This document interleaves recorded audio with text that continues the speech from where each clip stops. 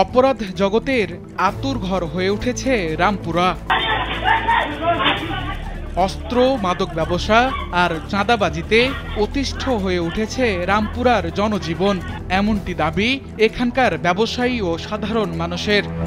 এই এলাকায় সন্ত্রাসী, চাঁদাবাজি এবং মাদকের বিজনেস নিয়ে মানে অনেকটা মারামারি, ঝগড়াঝড়ি, কাটাকাটি হচ্ছে।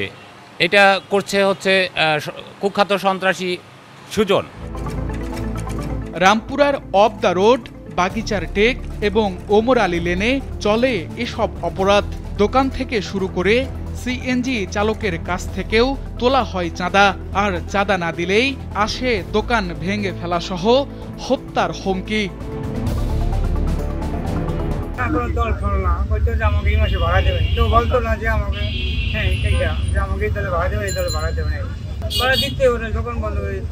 না দিলে যা করার এই করতো, মারতো, ধরতো, কত অত্যাচার, আগে বাড়ানো তো হইলো, প্রথম বাড়ানো তো হইলো তুষার, সুজন, পরবর্তীতে নিলে হইলো তুষার, পরবর্তীতে আবার সুজন নিত। বিভিন্ন রকম পোলাপানি, হুন্ডা মোড়া, তো এই ভয়ে মানুষ আতঙ্ক, সন্ধ্যার পরে ঘরে ঢুকে যায়। এই অবস্থায় আছি আমরা, এখানকার অবস্থা। আর মাঝে মধ্যে দেখা যাচ্ছে যে কার্গো সিএনজি আছে, একটা আছে, দুইটা আছে, হেরে উঠায়নি ভাই, 5,000 টাকা দেন, 10,000 টাকা দেন, আমাদেরকে দোকান বন্ধ করে দেন 7টার ভিতরে। যদি দোকান বন্ধ না করে দেন তাহলে 8টার ভিতরে টাকা দিতে হবে। সুজনের লোক, কুখ্যাত সন্ত্রাসী এই সুজনের লোক, তাদেরকে কুপাইছে এবং কি পা কেটে দিয়েছে, অনেকে অনেক গুরুতরভাবে আহত হয়েছে।